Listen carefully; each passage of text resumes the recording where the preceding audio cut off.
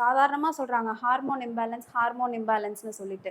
இது வந்து எப்ப என்னென்ன டிசீஸ் கண்டிஷன்லலாம் இருக்கும்னா, தைராய்டு அதிகமா இருந்தாலோ, இல்ல கம்மியா இருந்தாலோ அதுவும் ஹார்மோன் இம்பேலன்ஸ் தான். டயபெட்டிஸ் மெலிட்டஸ்ன்னு சொல்றோம் இல்லையா? அதுவுமே வந்து இன்சுலினோட ஒரு குறைபாட்டுனால வர்றது தான். அதுவுமே ஹார்மோன் இம்பேலன்ஸ் தான். பிசிஓடி, பிசிஓஎஸ்ன்றது ஈஸ்ட்ரோஜன், ஆண்ட்ரோஜன் சம்மந்தமா வரக்கூடிய ஒரு நோய். அப்படி நம்ம அதுவும் ஒரு ஹார்மோன் இம்பேலன்ஸ் தான். இப்படி நெறைய நோய்க்கு வந்து பேர் இருக்கு. அது பேர் என்னவா வேணா இருக்கட்டும். காரணம் வந்து ஒண்ணுதான். எண்டோகிரைன் சிஸ்டம் வந்து சரியா இல்ல. Hormone imbalance. இத வந்து நம்ம உணவுல எப்படி கட்டுப்படுத்த முடியும்? உணவுல வந்து நம்ம இந்த சிகிச்சை முறையில தவிர்த்து, உணவு மூலமாவும் நம்ம இத கட்டுப்படுத்திக்க முடியுமா? இதுக்கு தீர்வு இருக்கா? அப்படின்னா இருக்கு. அதுக்கான விஷயங்கள் தான் நான் உங்களுக்கு சொல்லப் போறேன். என்ன மாதிரி உணவுகள்லாம் நம்ம எடுத்துக்கணும் அப்படின்னா, கொழுப்பு சத்து இருக்கணும், நார்ச்சத்து இருக்கணும், விட்டமின்ஸ் இருக்கணும். மினரல்ஸ் இருக்கணும். சரிங்களா? இத தவிர்த்து புரதம் வந்து ரொம்ப முக்கியம். புரதம் இருந்தா தான் நம்மளோட செல்ஸ் வந்து தன்னை தானே புதுப்பிச்சுக்கிறதுக்கும், நம்ம உடல வந்து கட்டமைக்கிறதுக்கும் அது உதவும்.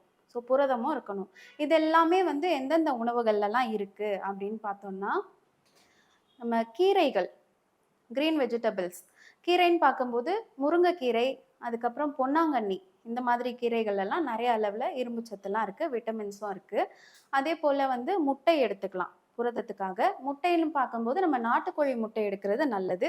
வெஜிடபிள்லயே உங்களுக்கு வந்து நல்ல குட் கொலஸ்ட்ரால் கிடைக்கணும், எனக்கு புரதம் வேணும் அப்படின்னா, நம்ம வந்து தேங்காய் வந்து சாப்பிடுறத ஒரு பழக்கமா வச்சுக்கலாம்.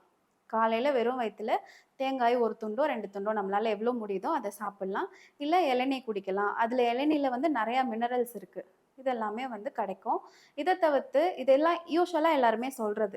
இப்ப இத தவிர்த்து நம்ம என்ன பண்ணலாம் அப்படின்னு பார்த்தோம்னா, கருப்பு கொள்ளு. கருப்பு கொள்ள கழுவி காய வச்சிரணும். சரிங்களா? காய வச்சுட்டு நல்லா கம்ப்ளீட்டா வறுத்துட்டு, அதுக்கப்புறம் மறுநாள் என்ன பண்ணணும்னா, அத விசில் விட்டு அவிச்சிரணும். அவிச்சுட்டு அது கூட வந்து பனங்கற்கண்டு இல்ல கருப்பட்டின்னு சொல்றோம் இல்லையா?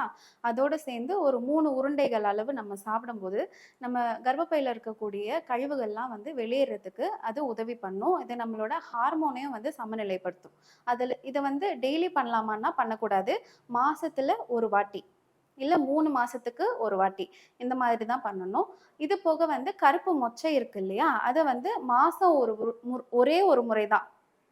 அவிச்சு அப்படியே காலையில பிரேக்ஃபாஸ்ட்டா எடுத்துக்கணும். காலையில வேற எந்த உணவும் எடுக்காம, தண்ணி குடிச்சிட்டு, நம்ம வந்து இந்த கருப்பு மொச்சைய பிரேக்ஃபாஸ்ட்டா எடுக்கும்போது, உங்களுக்கு தேவையான நார்ச்சத்து, புரோட்டீன், விட்டமின் எல்லாமே வந்து அதுலருந்து கிடைக்கும். இது 2ம் தவிர்த்து வந்து நம்ம யூசுவலா எல்லாரும் சொல்ற மாரி கருப்பு உளுந்து கஞ்சி பண்ணலாம்.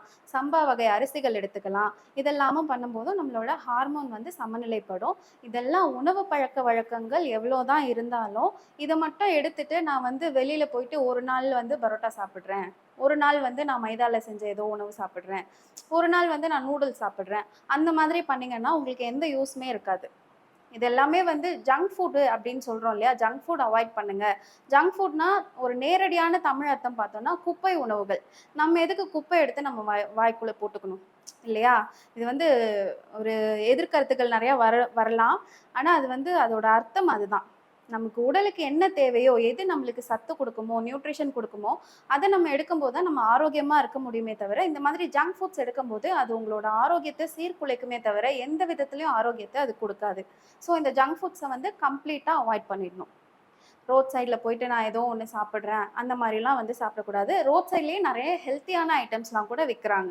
அதெல்லாம் நீங்க சாப்பிடலாம். இந்த உணவு முறைகள் மூலமா மட்டுமே வந்து எனக்கு ஹார்மோன் சீராயிடுமா? அப்டின்னா கண்டிப்பா ஆகாது. இதுக்கு என்ன ஹார்மோன் இம்பேலன்ஸ் வர்றதுக்கு என்ன காரணம்? எதனால எனக்கு இது வந்தது? எனக்கு பரம்பரையா வந்ததா? இல்ல எனக்கு ஏதாவது நோய் இருக்கிறதுனால வந்ததா? அப்டின்றத நம்ம ஒரு பிசிஷியனை போயிட்டு ஒரு டாக்டரை போயிட்டு கன்சல்ட் பண்ணிட்டு அதுக்கான ப்ராப்பர் ட்ரீட்மெண்ட் எடுக்கணும். ஹார்மோன் இம்பேலன்ஸ் பொறுத்த வரைக்கும் ஹோமியோபதியில வந்து ஒரு சூப்பரான ரிசல்ட் நம்மளால கொடுக்க முடியும். நீங்க ஒரு ஹோமியோபதிக் பிசிஷியனை கூட கன்சல்ட் பண்ணி நல்ல ட்ரீட்மெண்ட் எடுத்துக்க முடியும்.